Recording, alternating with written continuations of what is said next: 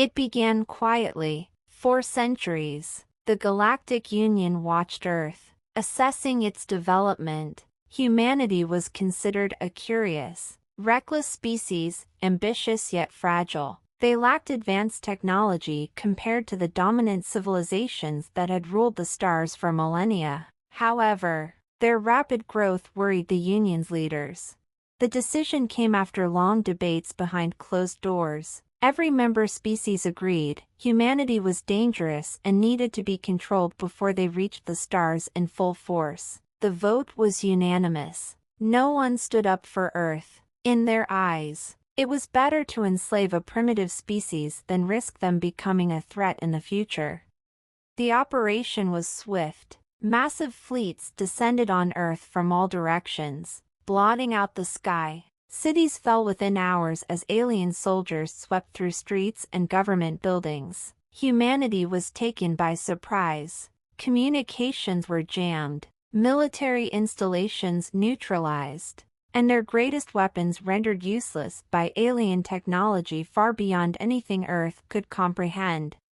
People were rounded up and placed in camps. Whole continents became industrial zones, where humans worked day and night under alien overseers. Cities were stripped of their history and culture. Human lives became commodities, fuel for the Galactic Union's endless hunger for resources and labor.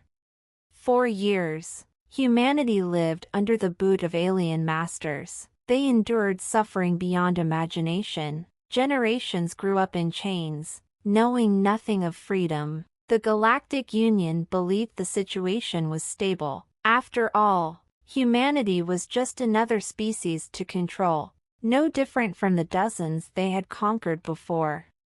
But they underestimated humanity. It started with small acts of defiance, minor sabotage, whispers of rebellion. Factory production slowed without explanation. Shipments went missing. Machines broke down at critical moments. These incidents were brushed off as incompetence, nothing to worry about, but they were far from random.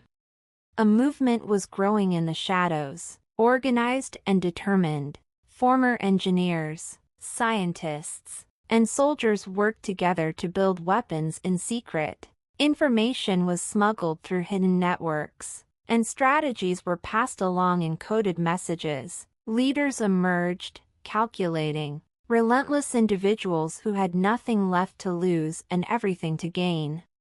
The turning point came when the Resistance launched a coordinated attack on one of the main alien command centers. The aliens expected a small skirmish, something they could easily crush.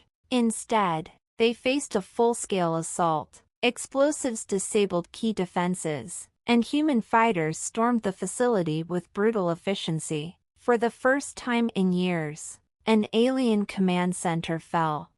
The victory sent shockwaves through the galaxy. For the first time, the Union saw that humanity was not broken. The spark of rebellion ignited everywhere. Factories once controlled by the aliens were seized and converted into weapons plants. Human scientists reverse-engineered alien technology at an astonishing rate. In months, humanity went from wielding crude tools to deploying devastating weapons capable of turning the tide of war. The Galactic Union scrambled to respond. More ships were sent, more soldiers deployed, but they were fighting an enemy they no longer understood. This was not the same species they had enslaved. Humanity had adapted. They were faster, smarter, and more ruthless than the aliens ever anticipated. Battles raged across Earth and beyond. Alien strongholds fell one after another. Each victory fueled the resistance further. Cities once under alien control rose up in revolt. What started as a rebellion became a full-blown war for liberation. The aliens began to panic. Their once unshakable control was slipping. Their supply lines were cut. Their armies stretched too thin. Desperation set in. Offers of peace were sent, but humanity had no interest in negotiations. The final blow came in orbit above Earth. The alien flagship, a symbol of their dominance, was surrounded by human forces. Using captured alien technology, the humans overwhelmed its defenses and crippled its engines. The ship, once thought to be invincible, burned in the sky as it plummeted toward the ground. The war was over. The Galactic Union begged for mercy. High-ranking officials sent messages pleading for forgiveness. They promised reparations, autonomy, anything to avoid complete destruction. But humanity was not quick to forget the years of suffering. Earth was in ruins, but it was free. The once enslaved species now stood as conquerors. Human leaders gathered to decide the fate of their former masters. Revenge was tempting, but they chose a different path. Destruction was easy, but rebuilding was harder and far more powerful. Humanity forced the Galactic Union into submission. They imposed harsh terms, stripping the alien empires of their military power and dismantling their control over other enslaved worlds. Every species that had once voted to enslave Earth was now under strict human oversight. Earth was no longer a victim. It became a symbol of resilience, a beacon of hope for all those who had suffered under alien rule. The rebuilding process was long and painful, but humanity thrived. Cities rose from the ashes, stronger and more advanced than before. The lessons of war shaped a new generation, tough, resourceful, and fiercely protective of their hard-won freedom. In time, Earth became the center of a new alliance, one built not on domination but on unity and strength. The aliens who once saw humanity as a threat were forced to live with the consequences of their actions. They learned, too late, that they had created the very thing they feared most. Humanity had survived. More than that, they had risen, unbroken, unyielding, and unstoppable.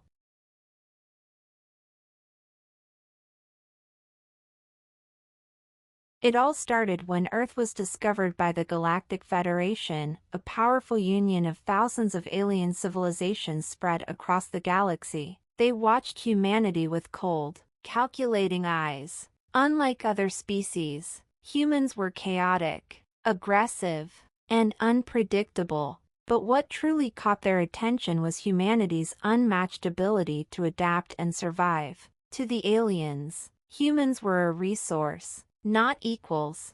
The vote was unanimous. Every member of the Galactic Federation agreed humanity would be enslaved. Some envisioned humans as laborers on distant mining colonies. Others saw them as perfect soldiers for their endless wars. A few more cruel species simply wanted entertainment, turning human suffering into a galactic spectacle. The invasion was swift.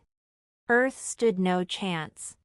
Alien fleets darkened the skies. Cities crumbled under orbital bombardments, and humanity's defenses were overwhelmed within weeks. Governments fell one after another. The survivors were rounded up like cattle. The aliens stripped them of their freedom, their technology, and their dignity. Human cities became processing centers. Their culture reduced to a footnote in history books written by their alien conquerors. But there was one thing the Galactic Federation didn't understand, something they couldn't measure or quantify in their cold analyses. Humans don't give up, ever. At first, the resistance was scattered and desperate. Small groups of survivors hid in the wilderness, in the ruins of cities, or deep underground. They lived like shadows, always on the move, always hunted. Supplies were scarce, and survival was a daily struggle. The aliens believed the resistance was nothing more than an annoyance, a flickering flame that would eventually burn out on its own. They were wrong. The scattered human groups slowly began to unite. Communication networks were rebuilt in secret.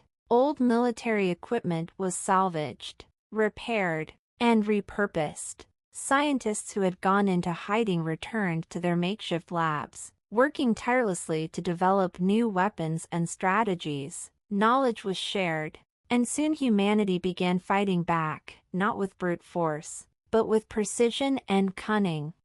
They learned to strike at the aliens' weakest points, Sabotage became their most powerful weapon. Alien supply depots exploded without warning. Key commanders disappeared in the night, their bodies found days later. Communication networks collapsed as human hackers infiltrated alien systems. For every blow the aliens delivered, humans struck back twice as hard. It wasn't long before cracks began to form in the Galactic Federation's control. The once mighty alien fleets found themselves stretched thin, trying to control a species that refused to be broken. Morale among the alien soldiers plummeted. Fear began to spread. They had never faced an enemy like this, one that wouldn't surrender, one that seemed to grow stronger with every setback. Then came the turning point. A group of human scientists discovered a fatal flaw in the technology the aliens used to control their fleet. With months of careful planning, the Resistance launched their most ambitious operation yet. They hacked into the alien command network, shutting down entire fleets in a single night. Ships crashed into each other or were left drifting helplessly in space. Chaos erupted across the alien ranks. The humans seized the opportunity. Resistance fighters rose from the shadows, launching a coordinated assault on every major alien outpost on Earth. Within days, the aliens had lost control of the planet. Those who weren't captured fled into orbit, only to find their ships dead in space, waiting to be hunted down. Humanity didn't stop there. They had suffered too much to simply reclaim their home and let the aliens go. With the captured alien technology, human engineers worked day and night to build a fleet of their own. The same ships that had once rained fire on Earth were now piloted by human hands. The counterattack was swift and brutal. One by one, human fleets targeted alien colonies and strongholds. The Galactic Federation, once so confident in their power, now found itself on the defensive. The aliens who had once laughed at the thought of enslaving humans now cowered in fear as human ships entered their skies. They tried to negotiate. They offered peace treaties, reparations, anything to stop the relentless advance of humanity. But it was too late for diplomacy. Humanity remembered everything: the pain, the loss, the years of suffering under alien rule. The final blow came when human forces stormed the Federation's capital. The once mighty council that had voted to enslave Earth stood in ruins, their leaders dragged from their chambers and paraded through the streets. The message was clear: humanity was no one's slave. Earth was free, but it wasn't enough to simply survive. Humanity had learned a harsh lesson: there was no safety in submission. The only way to ensure they would never be victims again was to become the dominant force in the galaxy. Within a few short years, humanity rebuilt. Their fleets grew larger, their technology more advanced. Former alien colonies were absorbed into the growing human empire. Some species resisted, but most surrendered without a fight. They had seen what humans were capable of when pushed too far. No one dared vote against humanity again. The Galactic Federation was no more. In its place stood a new power, one led by humans, one that would never forget what it had cost to get there. And as for the aliens who had once begged for mercy, they got what they asked for. But mercy, in the hands of humans, was a very different thing. When the Galactic Council gathered to discuss the fate of Earth, the decision was unanimous: humanity would be enslaved. The species of the galaxy had grown tired of watching humans expand too quickly, their relentless drive for progress unsettling the delicate balance of power. Humanity was a young species, dangerous, unpredictable, and too stubborn to fit into the peaceful order that had reigned for centuries. The Council believed that controlling Earth would solve the problem before it spiraled further out of control. For a while, the plan worked, or so they thought. The invasion was swift. Alien fleets descended upon Earth in waves. The skies were darkened by massive warships, and the streets trembled beneath the weight of armored walkers. Resistance was crushed within days. Humanity was brought to its knees, stripped of its freedom, and forced into labor camps spread across the solar system. The council congratulated itself on a job well done, confident that they had secured peace once and for all. But humanity was not like other species. At first, the aliens misread human resilience as mere stubbornness. They expected the species to break after a few months of hard labor and control. That didn't happen. The humans adapted. They didn't cower for long. Every attempt to suppress their spirit only made them stronger, sharper, more determined. They studied their captors, learned everything they could. They watched, waited, and gathered information. Human engineers, once forced to build for their overlords, began working in secret. Weapons, communication devices, sabotage plans, everything was organized underground. Human minds, capable of innovation in the most desperate circumstances, devised ways to turn alien technology against its creators.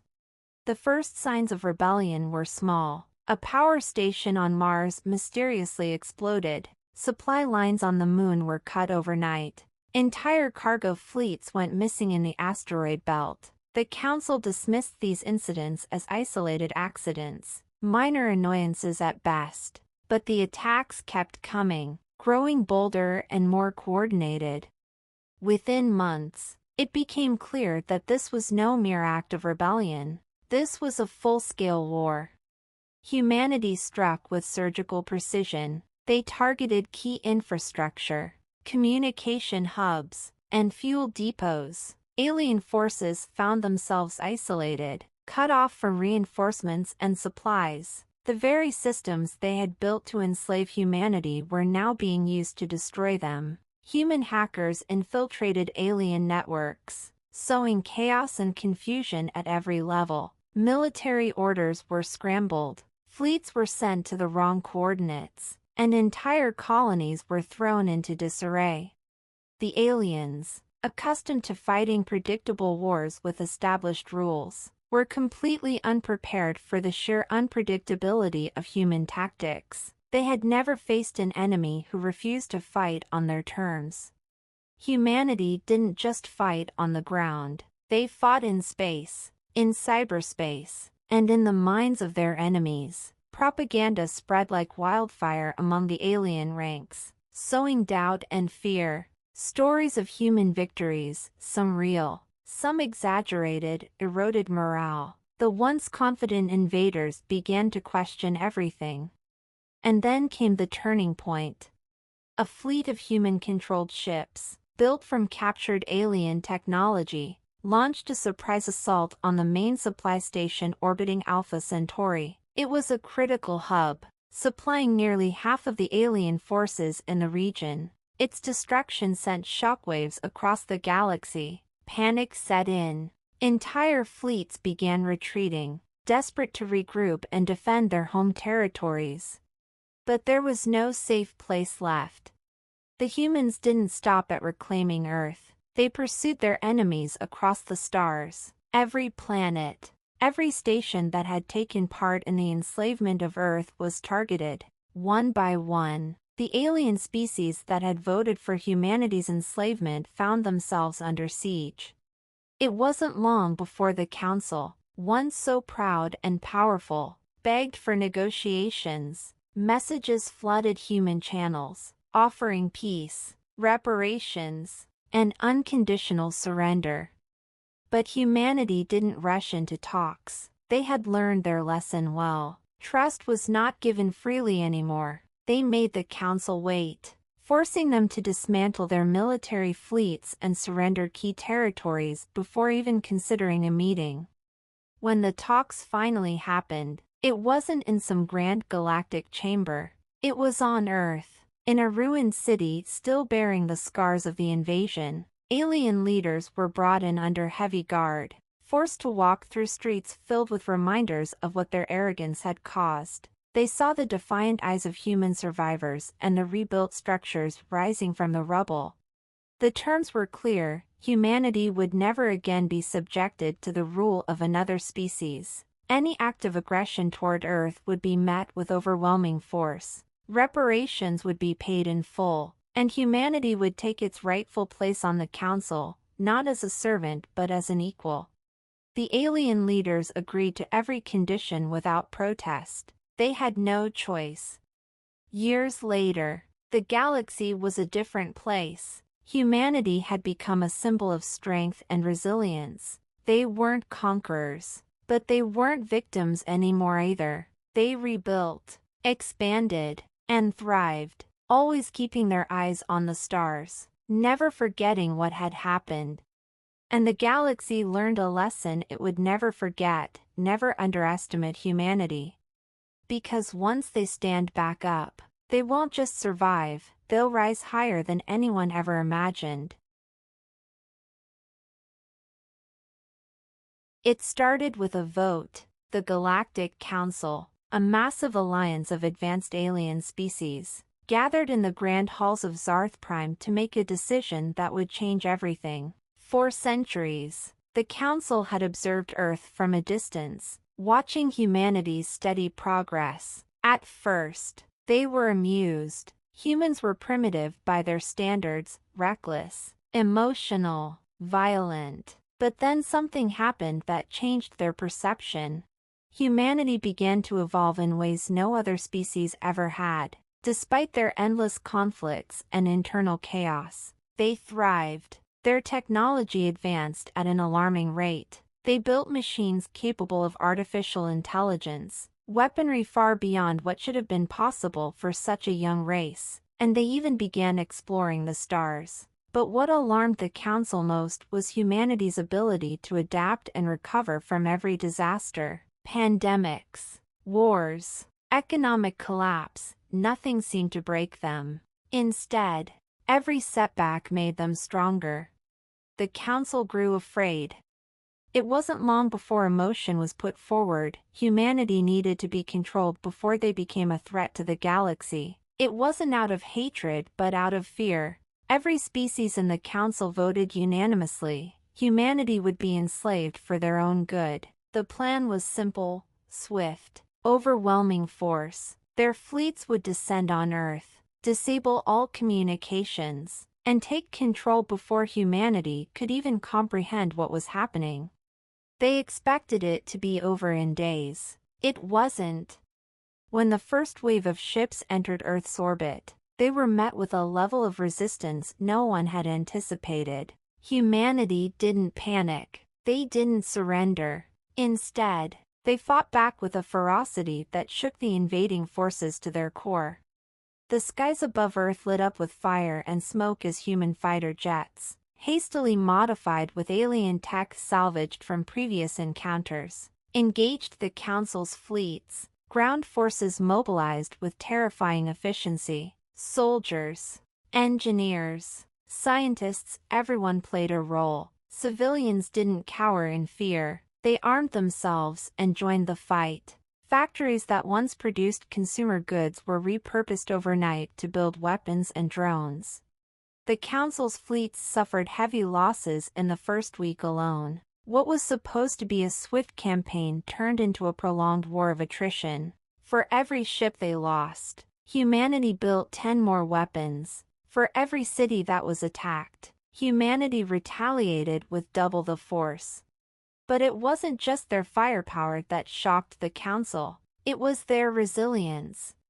Humanity adapted faster than any species in recorded history. They learned how to hack the Council's communication networks, turning the aliens' own technology against them. They deciphered alien weapon systems and improved them. They studied their enemies' tactics and found weaknesses no one had ever exploited before. And they did it all with a ruthlessness that terrified even the most battle-hardened species.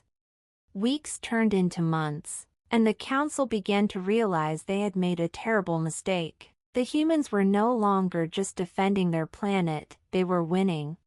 The Council's forces were pushed back, retreating to the outer edges of the solar system, desperately trying to regroup. But humanity didn't stop there. They built their own fleet, reverse engineering alien ships and making them faster, stronger, deadlier. The counterattack was relentless. Human fleets pursued the Council's ships across space, striking at supply lines, destroying outposts, and capturing key strategic locations. Humanity wasn't just fighting for survival anymore. They were taking the fight to the Council's doorstep. The once mighty Galactic Council, the same alliance that had ruled the galaxy for millennia, began to fracture. Member species, once confident in their superiority, begged for peace. Some tried to surrender outright, hoping to avoid humanity's wrath. Others abandoned the Council altogether, retreating to distant worlds in the hope that they could remain unnoticed. But humanity didn't forget. They remembered how the Council had voted to enslave them. They remembered the destruction brought to their cities, the lives lost in the early days of the invasion, and they made sure the Council would remember too. When the human fleet finally reached Zarth Prime, the heart of the Galactic Council, there was no grand battle. There was no need. The Council surrendered unconditionally, their once proud leaders reduced to trembling figures, begging for mercy. Humanity could have destroyed them all. They had the power, and no one would have blamed them. But they didn't. Instead, they did something far worse. They dismantled the Galactic Council piece by piece, stripping it of its power and influence. They forced the member species to sign new treaties, ones that ensured humanity's dominance in the galaxy. Then they left. They returned to Earth, their fleet stronger than ever, their technology decades ahead of where it had been before the war. But they didn't stay isolated for long. Humanity was now a galactic superpower, and they intended to stay that way. The message was clear: anyone who dared to threaten Earth again would face the full might of humanity's wrath. The galaxy would never forget the day they voted to enslave humanity, and the brutal lesson that followed. And for the first time in history, the galaxy truly feared its youngest race.